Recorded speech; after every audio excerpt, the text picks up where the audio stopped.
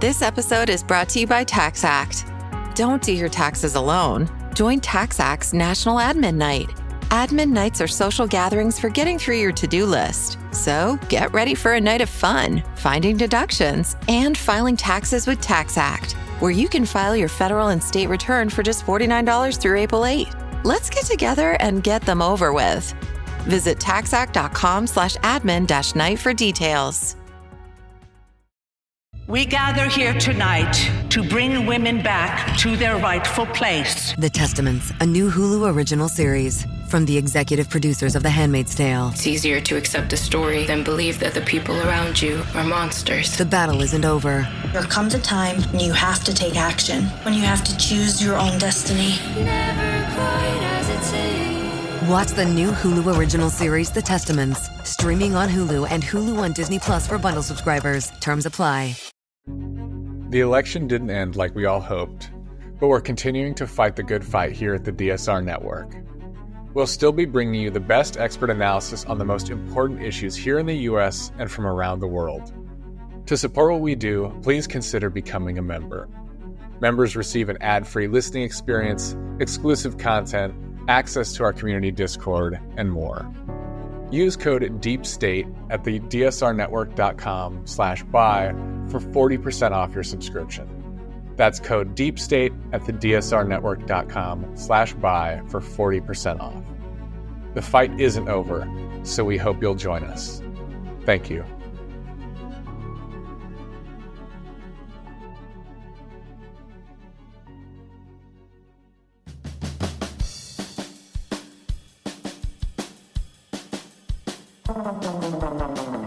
Welcome to The Secret Life of Cookies, where we try to solve the world's problems through the miracle of carbohydrates, one recipe at a time, with host Marissa Rothkopf and her dog, Bosco.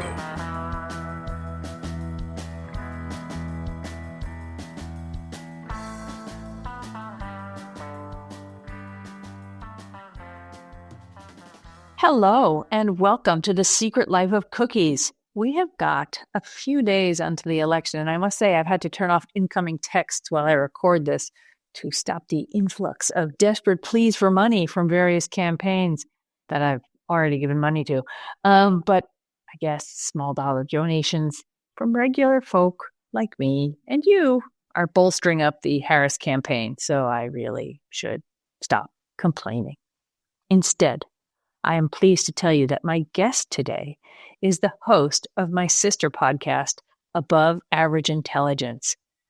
Yes, my guest is Marc Polymeropoulos, the highly decorated former intelligence service operative. He has some frightening and some reassuring insights into what a Trump versus Harris win could mean for the world. We also talk about the real, genuine dangers of Elon Musk and Republicans pandering to Putin. And then we try and calm ourselves down by talking about the rivalry between the Red Sox and the Yankees. I crack myself up. Anyway, a bit of housekeeping. Before we get to the good stuff, recipes for this podcast and links can be found on my Substack newsletter at marissarothkopf.substack.com. And you can support my work, if you would, with a subscription for $5 a month, which is about the cost of a pound of butter. Or if that's not possible yet, please just subscribe for free. And don't forget to join the Deep State Radio as a member for special perks. Either way, we are grateful for your support. Hello, and welcome to the Secret Life of Cookies. I'm Marissa Rothkopf. God, I can't even pronounce my last name. We were just talking before we started recording about how Rothkopfs and Rothkopfs all pronounce their name differently. Hi, I'm Marissa Rothkopf. My brother is David Rothkopf. Whatever. But in front of me is Marc Polymeropoulos and my cat, Calvin, who's just walked across the street.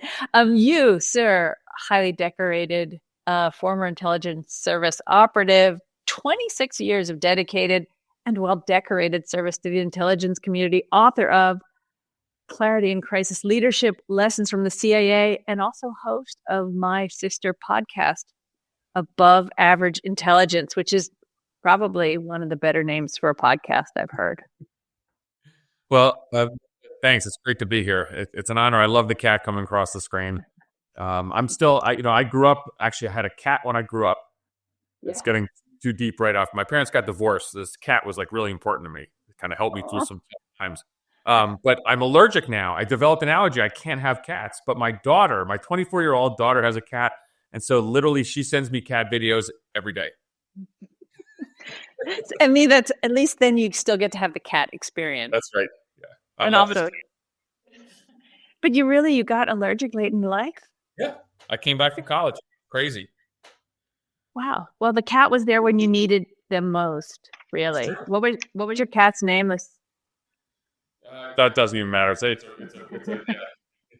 strange name. I'm not going to say I get made fun of, but the cat was important to me, and no. It was, and really, it was. It's a. I mean, cats are pretty badass. Like, the way I see my daughter's cat, like that cat sees my daughter, and that cat's like, you're living in my world. Like, you are here to take care of me, and I run this house. And I think it's damn awesome. Yeah, maybe that's the next book. It should be, clarity or cat clarity in crisis. Yeah. So we can do the whole thing, and you can talk about how to lead like a cat. Just if you want to talk about silly names, my cat growing up's name was broccoli, like the vegetable. So, but I won't push you on this topic. You are also a dedicated anti-Yankees fan, yes, which is also translates into being a Red Sox super fan. And for the people who can't see at home, you are wearing a Red Sox T-shirt. How are you doing this week? We're in the middle of the playoffs. I'm happy right now because the Yankees are down 2 games, 0-some games. So the Yankees are losing. I'm happy, but I'm a fanatical Red Sox fan. I was actually just one of the weird things I do now. It's fun. I mean, with my kind of gig on MSNBC as well.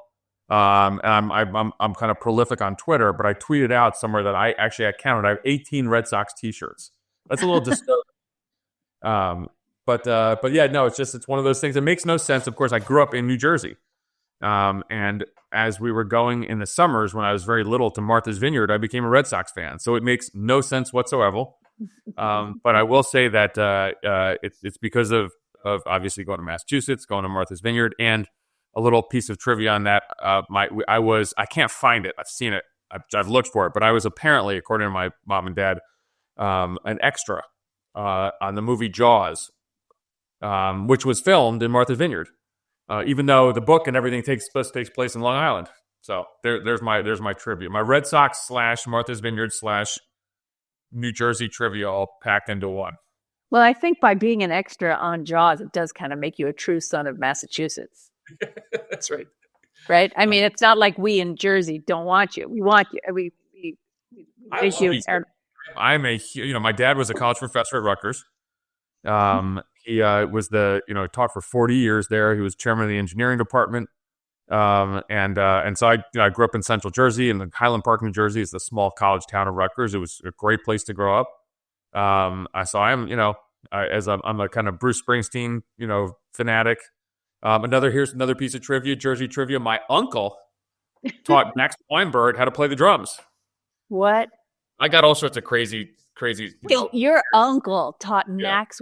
I mean, I know there are lots of other pressing issues in the world that we will get to talking to, but he taught him how to play the drums. Yeah, so I have kind of a crazy background. So my dad is Greek, obviously Polymeropoulos. He came out over on a Fulbright scholarship. Met my mom at Cornell. So my dad's a true Greek. My mom was a nice Jewish girl from Great Neck, Long Island. My grandfather was the treasurer of Temple Emmanuel in Great Neck, which is like the biggest temple on the East Coast. And my uncle, who is now a lawyer in the music business, but he was a big musician, and so he went up to he was telling me the other day up in the Catskills. So there was some summer camp where he met Max and taught him how to play the drums. And then my uncle ended up being friends with Max and friends with Clarence Clemens too. So, just weird Jersey stuff. That goes Jersey really deep. And then there's also, I feel like there's a Dirty Dancing connection there too, if we're going into camp and the Catskills. But I like John Bon Jovi too. I mean, Jersey's a great place. In summers on the Jersey Shore. I loved growing up there. I wanted to get out, and obviously I went off and joined the CIA and saw the world. But my dad and my mom's passed away. My dad still lives there, 86 years old, still in New Brunswick. And so I go back and I see him, and I got to go to the Edison Diner, get some good New Jersey diner food. You got to get diner food, but most importantly, the thing I will always stand by as a former food critic, and for the state of New Jersey, for the New York Times, who focused on New Jersey, is our pizza is second to none. Yeah, absolutely. Jersey pizza is unbelievable. You're right. You hear about New York pizza. No, it's Jersey pizza. The other thing is what I miss, and it closed. So I grew up in Highland Park, New Jersey. There was something called the Jerusalem Bakery, like the Jewish bakeries in New Jersey, because one of my favorite things in life, David knows this, of course, is a black and white cookie. Like, I'm a crazy black and white cookie person. So whenever I get in New York, and I go often, I will go through and there's that's not what is it called, Moynihan Hall or whatever. There's H&H Bagels, which I understand has been sold, but H&H used to be good bagels, but they have black and white cookies there, and I always get them for the train ride back. And the question is, will I actually have the willpower not to eat them on the train? Why would you do that? Why would you show that sort of willpower? That seems strange. But the black and white cookies are a great thing in life. It is one of the great foods in life. I'm currently writing a cookbook about chocolate chip cookies, which are also one of the world's great foods and America's cookie. But so I've had a lot of cookies recently, because I'm making dozens of them. But the other day I walked by a container of black and white cookies at Costco, no less. And I was like, I want those. I'm like, no, you can't have them because you've had too many cookies. But I think my first thing I will eat when I'm past the chocolate chip cookie stage is the black and white cookie, because it is pretty awesome. Okay, so Marissa, here's the question. How do you eat it? Do you go the black side, the white side? Do you do like a bite on each? Like there's a method to this. There is a method, and the first thing I have to do is establish which is the better side. Sorry. Like it's not a clear-cut thing. If the vanilla tastes sort of like waxy, plasticky, not a lot of flavor to it, I'll try and work on that side first. Chocolate side, if it's deeply chocolatey, of course we're going to save that for last. But what if I told you I like to eat a little bit of both and then leave the middle bit where they overlap? Yeah, fair. Does that sound too much like a Democrat? No, it's a good strategy. It's a good strategy. I want everyone to like me. What's your method? Well, so the thing is, like, it's strange because I grew up loving chocolate, but I find in black and white cookies, like the icing, the vanilla side is really, really tasty too. So, I don't like leaving only chocolate. That's why I'm going straight down the middle. I want a little bit of both. Okay. Well, I'm glad we've settled this, and now nobody else has to think about it because we figured it out. Speaking of figuring things out, you yourself are an expert in counterterrorism, covert action, and human intelligence. And yesterday, I found myself watching a lot of the Trump rally, which made me question human intelligence. And I just wondered what your take on yesterday was, more from what the rest of the world sees when they see that. So great question. And because I think that, there's one thing to have this kind of visceral reaction on yesterday. I'm trying to think how I was on MSNBC this morning, and it was at 5 a.m., so I actually don't even remember what I said. I remember walking in. I did see Sam Stein walking into the studio, and I said, "Did you see that freak show last night?" And he just laughed. But it was terrible. It was awful. All these different things. It was un-American. It was parallels to 1939. All this. I'm not going to repeat what everybody else has said. But what came to mind today as I was thinking, and I got a text from a friend of mine in Greece who is really, this is going to sound snooty, whatever, but he's high up in the Greek foreign policy elite. And he just wrote to me, said, the end of Western civilization is near. And because what I think is important is the world watches this. So I look at this from someone who spent a lot of time living overseas and representing the United States government. So there's a couple things. One is I think the world is, at least the democratic world, our allies in Europe in particular, are appalled at this, at the way America may be swinging. We don't know yet. We're going to find out in a week or in 8 days, or maybe more.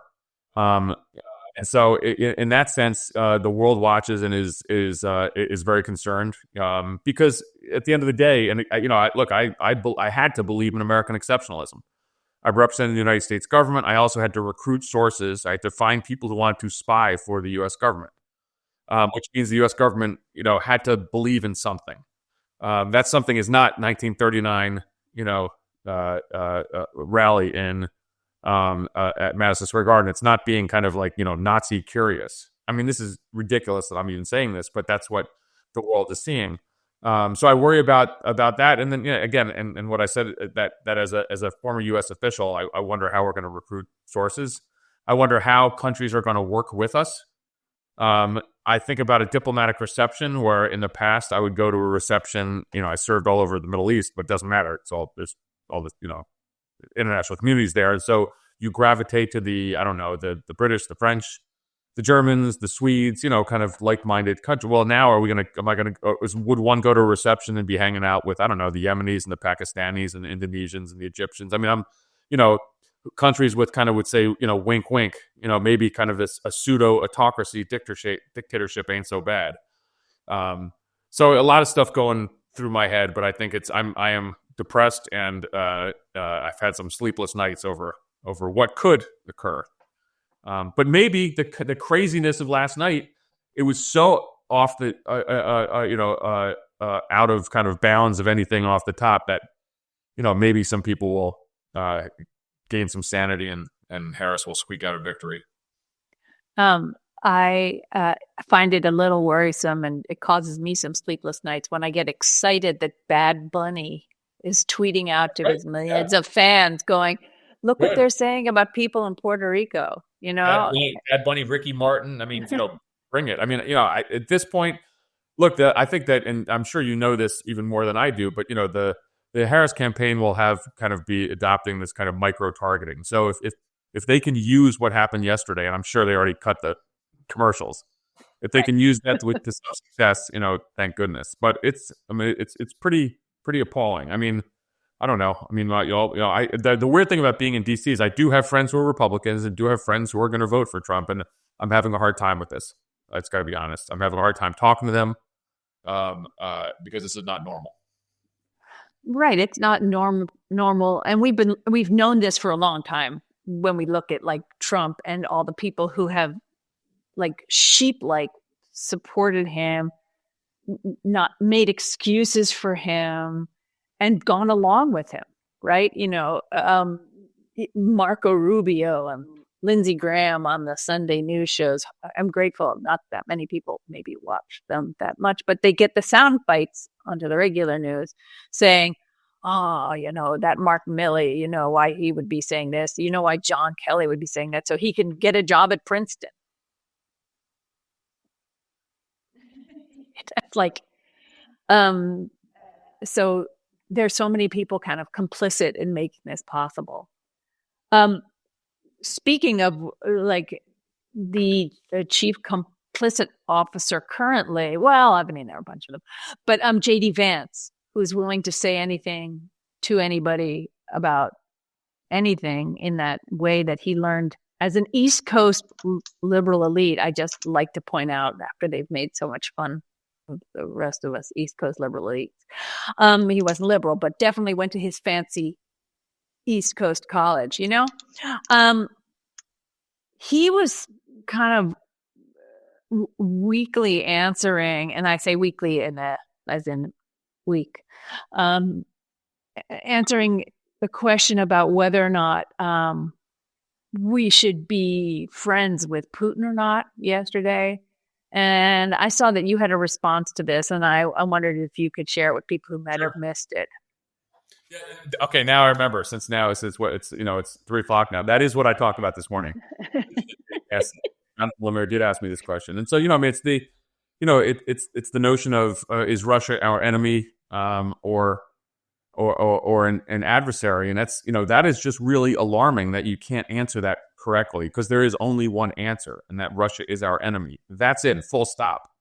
Ronald Reagan would be rolling in his grave.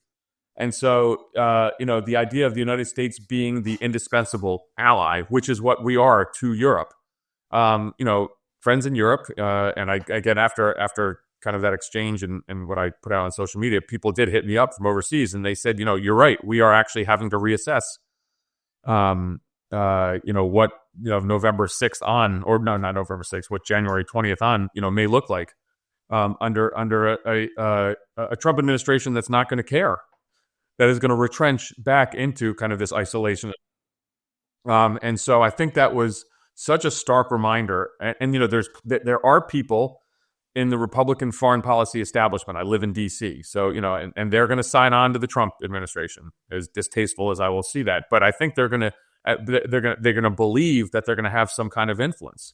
But when you have the Trump and Vance both with this worldview to kind of retrench to our shores, Europe is on its own. I think that's a big problem, and again, it's not based on Republican orthodoxy at all, but it's also not right. It goes against everything that I believed in. Again, the way I had to do my job is I had to feel like America was special. We make our mistakes, but the one thing, Marissa, that I go back to time and time again is that regardless of whatever we have done in the world that some people might find objectionable, it is still a land of political and economic freedom.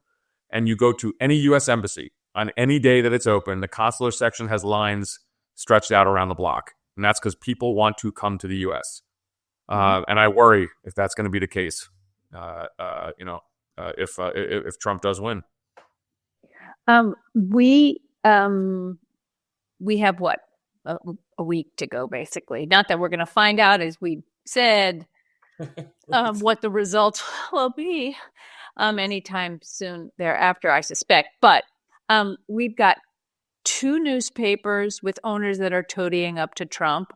We've got, or at least hedging their bets. We've got Elon Musk and his Starlink services, directly involved in conflicts around the world. And he's also spending millions, not that he feels it, but millions of his own dollars supporting Trump, jumping up and down, throwing money around, literally. For the people in the back of the room, why should we be concerned about that? We're turning into a country dependent on oligarchs. It's very strange. It's very un-American. We are supposed to be a land of competition, free market economy, but instead we have people who own newspapers, billionaires, people who somehow have. It's incredible. This is a story in and of itself. How the U.S. defense and intelligence establishment has become solely dependent on one man, which is Elon Musk. But it's a country of oligarchs that now has too much power. And what you see, the whole story in the Washington Post. I mean, look, a presidential election, nobody votes on who the Washington Post endorses, but that's not the point. The point is that just having kind of freedom of the press, the New Republic, Greg Sargent, the New Republic had a good piece on it, and he wrote a little bit about me as well, is how people already are getting nervous about a second Trump administration and their fear of retribution. In my case, it's a much smaller story, but I was supposed to be an adjunct faculty member at the Citadel this fall right now, but they kind of removed me because of my anti-Trump stance. Very wealthy alumni complained that I was anti-Trump, and so the provost caved, which is pathetic. And that's a tiny microcosm, I think, of what's happening. I have another friend who lost his job on a board because the same thing. He was very anti-Trump in public. I think you're going to see that, and that's exactly what's happened with the Post and the LA Times, and it's unfortunate. Now, the real question is, like if I start canceling all my subscriptions based on the oligarchs who own all this stuff, I can't get my news. So I did not cancel my Washington Post subscription. I, religiously, read the paper. David Ignatius and Eugene Robinson, who I see all the time on the set. I mean, I don't think they would want us to. But I don't cancel my Twitter account because that's a way you communicate with people. But it's not good. It's not good for America, and I don't know what the answer is. But I think it's just kind of sad and pathetic. And one thing, I mean, Jeff Bezos is getting just crucified in public, and so I guess he knew he was going to do this. I guess he doesn't care about his reputation, but it's taken a battering. And have at it. It's within a future Trump administration if that's going to be worth it. The one thing I always kind of tell people, and let me just even throw this into the notion of who's going to staff the next administration. I'm going to have friends who are Republicans, who will toy with the idea if Trump wins. And I would just say, like, are you going to be able to kind of talk to your kids when they get older and tell them what you did? There's just the old adage of just doing the right thing, and that's not doing the right thing. Right. And so the prospect all around with a Trump 2.0 is, as you've said, like in Europe, we're going to have to refigure who are our allies there, especially if, and it seems to me, little old me in New Jersey who makes cookies, that Putin has Trump's ear, right? Yeah. In a way that we can't underestimate. I don't think many people, we do, but I think a lot of Americans just don't have a good sense of that. And so what do you think if I wanted to raise this issue with somebody, like, what do we look for in a 2.0 Trump world that will change? Well, I mean, I think there's in terms of foreign policy, there's a couple kind of threads on this. One is we don't know how much he's going to pursue this policy of isolationism, of kind of retreating back. I think you can certainly see that Europe is going to take a back seat. So our relationships in Europe are going to suffer, in particular in Ukraine. I mean, the Ukrainians are in huge trouble if this is the case. The Trump's natural allies are, is Viktor Orban's Hungary, which is autocratic, anti-democratic. I think you're going to see a possibility of more focus, and it's not wrong, on China. But again, I don't also see that, despite having some China hawks probably around him, I don't see Trump defending Taiwan if China invaded. Everything's transactional. So at the end of the day, it's going to be just this kind of, it'll be a kind of a world and a foreign policy based on a single individual, his whims, and transactional relationships. And I don't know what we stand for. And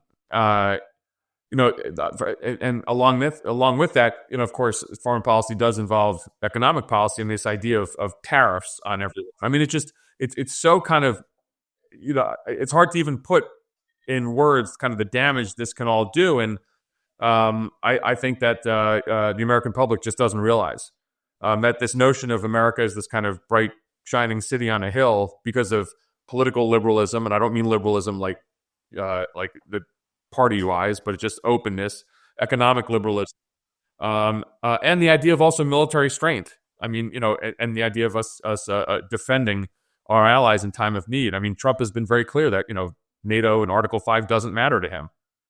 And so much can change, how much it changes. There's it's the old adage of, are there adults in the room? There were before, whether it was, General Malice and Milley and Kelly and Gina Haspel and others. But I don't know if these same types of individuals are going to come and put a break on things. I mean, literally, there are stories where, Trump actually at one point thought we were not in Syria anymore. He thought everyone had, he had withdrawn troops, and we had not. I mean, General Mattis ensured that was not the case. Now, there might have been just a couple hundred, and but there was his kind of, at one point when he was talking to Turkish leader Erdogan, another kind of fellow autocrat, and he kind of swung policy on Syria completely kind of towards Turkey, and just on a whim in the middle of a phone call. So there's so much of that we're going to see in the future, that kind of the whole foreign policy establishment, if that even exists anymore, is kind of just thrown up in the air. So there's nothing good I can see on any of this. And even when it comes to you see kind of the right wing pro-Israel hawks who want us to be much more aggressive in terms of supporting Israel's, efforts in Gaza, but also again in Iran. I don't know if President Trump is going to be that way at all.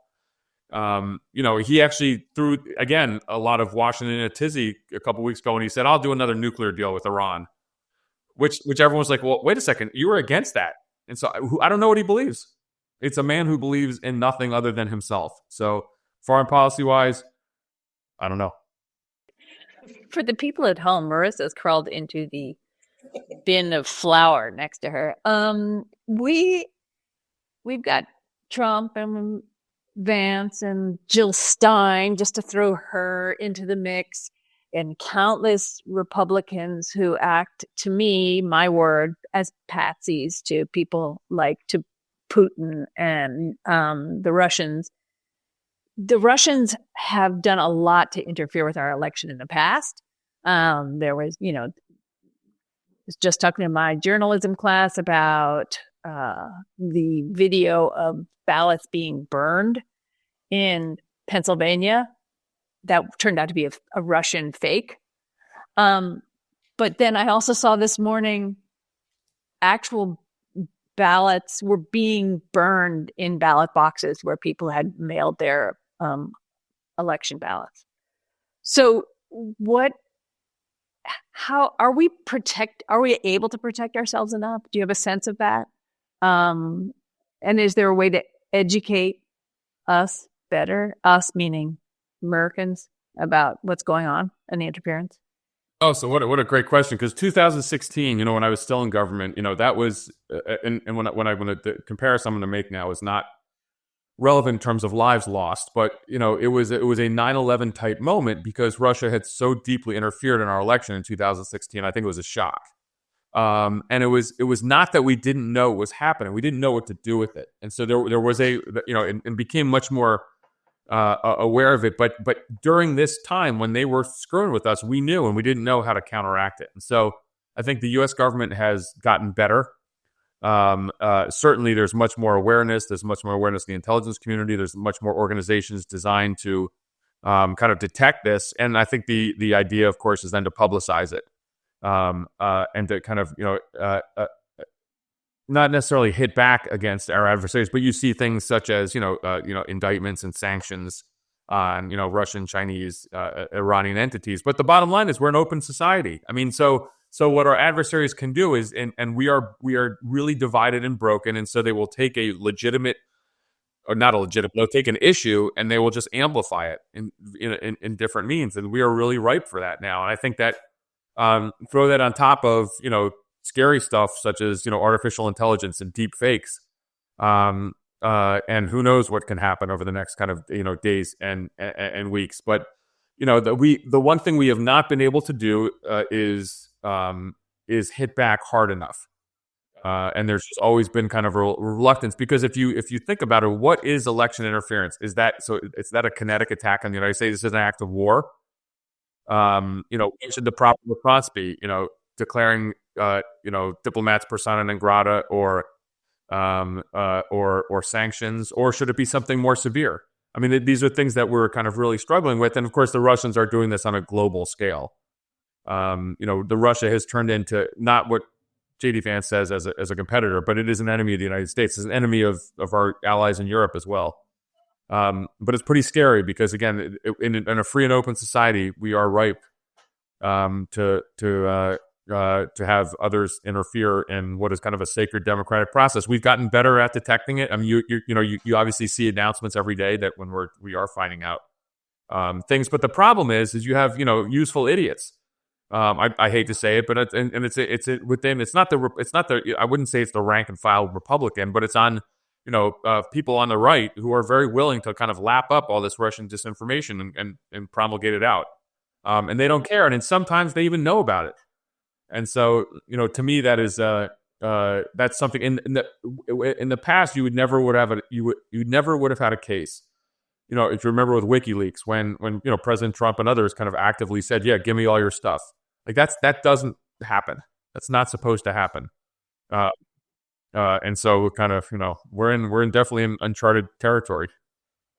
Yeah, I mean, from a sort of sleepless point of view, I'm very concerned about what might happen, what might show up to confuse people within the next 7 or so days.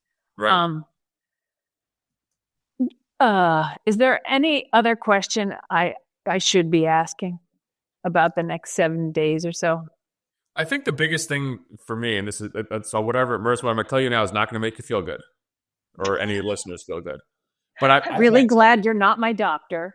I know, and trust me, I need like therapy from all my friends and family now, because I'm really upset about just this notion that how did we get here? When you have, if there is a ceiling for Trump and it's only 47% and Harris wins, that's a great thing for America and the world. It's still really bad for America, though, if we're saying that 47% of our fellow Americans, it's not that they voted Republican. In fact, and I am a very centrist Democrat. If it was Nikki Haley, I probably would have disagreed with her on a lot of stuff. I wouldn't have voted for her, but if she won, I don't give a shit. Honestly. Right. I know. I do care, but not in terms of like the existential, stuff like that. But this man is so kind of despicable. He is everything that you don't want your kids to be. I would not trust my kids if he was our babysitter. Misogyny, homophobia, this war on transgender. I mean, it's insane that this man engenders 47% the support of the American people. It's not the country that I thought that we were. It's not the country I worked for 26 years.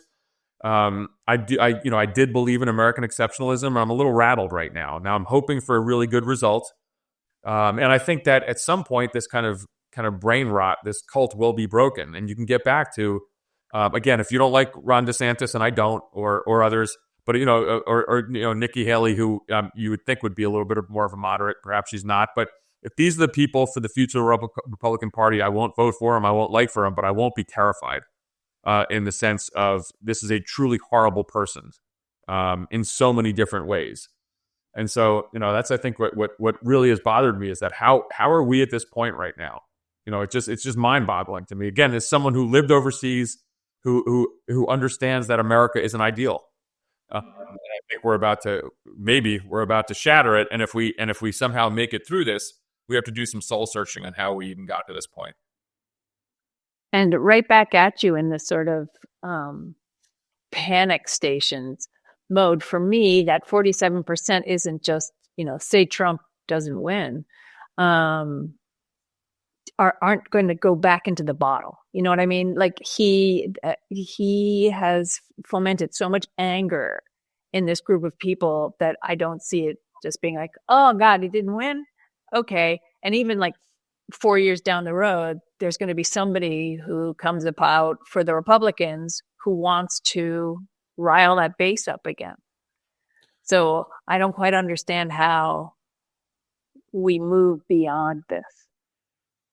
Well, I mean, I religiously kind of follow politics and different kind of trends, and I look at the Lincoln Project folks. I look at, I'm a centrist Democrat, but I think there's obviously has to be a revamping of the Republican Party. Maybe there's room for a third party. I don't know, but this ain't working because again, this crazy person is poised to potentially become the next president. And again, if not, a lot of people still voted for him. And that's something that history is going to judge this period really poorly, I must say. And I've really thought of how did we get to this point? How has this happened? I'm not sure. Is it, and because I remember the absolute kind of the incredible feeling, and you can have a debate on whether Barack Obama was a successsul president or not. I mean, there's some things on foreign policy I didn't like, but it's inspiring that we had African American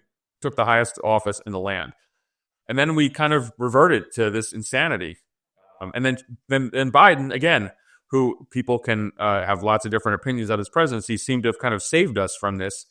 But we're really going to revert back and go backwards. I mean, I don't get it. Yeah. I mean, it is worth reading actual, history from 100 years ago, 200 years ago, and the history of this country to see that there are cycles. That's the thing I remind myself about.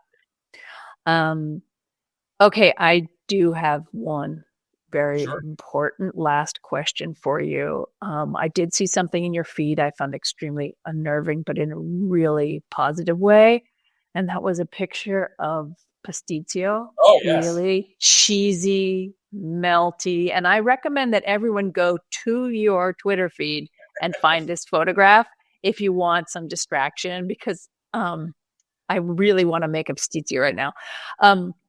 Are you willing, however, to go on record and say that Greek pastitsio is better than Italian lasagna?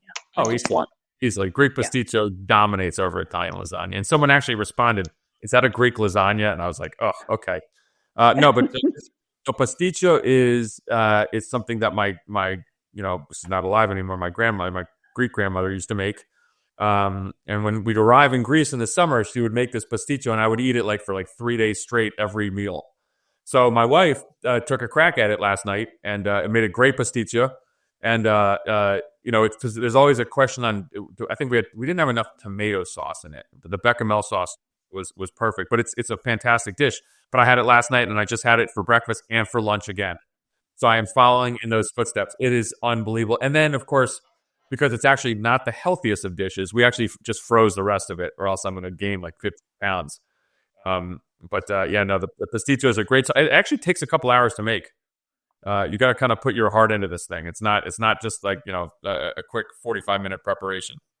No, I mean, if you're willing to share the recipe, I would love to take a crack at it too. And just in the same way that I keep balls of raw cookie dough in my freezer, so that when the moment arises, which I think will be soon, that I need a warm chocolate chip cookie, to be able to have instant pastitsio also makes you, it's like, I like a library, like a living room filled with books. That makes me feel safe, and a freezer full of food. Yeah, cookie dough. And now I think it's going to be pastitsio. Okay, so here's a final question for you, since we're going to do it. I do my podcast too. Is what are you going to be eating or drinking on election night? It's funny. My Substack has a tradition, or I have a tradition on my Substack of providing people with the cookie to see them through. We've gone through a lot of political events. I had a count. I couldn't do a countdown this year, but we did a countdown for the Biden election, what turned out to be the Biden election, where it was a cookie a day, right, to see ourselves through. And for the debate, I had made a bourbon pecan chocolate chip cookie that was really good with bourbon. And I think my thing is going to be drinking. Yeah. I'm not a big drinker. It's true. I really am not. But I think I may have some, as my friend calls it, some brown liquor. A little bourbon, and I will definitely be eating warm cookies. How about some ouzo? Try some ouzo. I love ouzo. ouzo. I like the whole anise seed sort of flavored experience. So ouzo. And what are you going to be? And right back at you. What are you going to be doing? Will you be sucking on cold pieces of pastitsio, just steaming? There's no way I'm going to go alcohol free here. That's research. Too nervous about this. But of course, the problem is if you overdo it too early, you're going to fall asleep. Yeah. And so, you got to pace yourself. I think that's the key. You do. And you don't want to wake up on the couch with some sort of headache going, what happened? What is happening? I want to be as clear-headed as possible.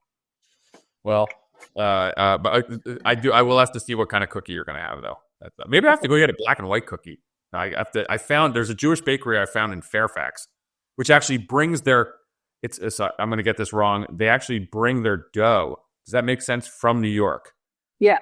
So the icing is from here, but they bring it in to make it special. I don't know, but interesting that they would have to go to that extent to do that. Serious. That's good. That's important. But I like that commitment. Okay. I went there 2 years ago. I think it was after around a COVID time or something. I think I bought 24 giant black and white cookies. Scene. Like I can't control myself, so I can't do that.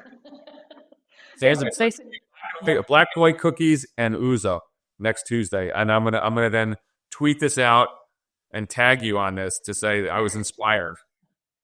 I think black and white is really actually very profound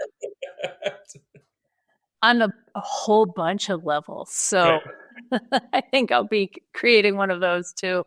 Thank you so much for coming on my podcast and for giving us some clarity on things. And now I have to let the cat out before he claws me to death. There you go. Thanks. That was really fun. I enjoyed it. Thank you.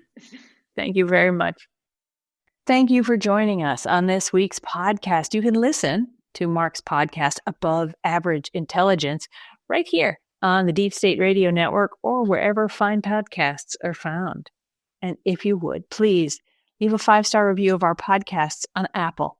Every little bit helps. It helps people find our podcasts. So that would be a great thing if you could do that. Stay strong. And I remind everyone I know to check their voter registration and to vote early. Have a great week, I hope.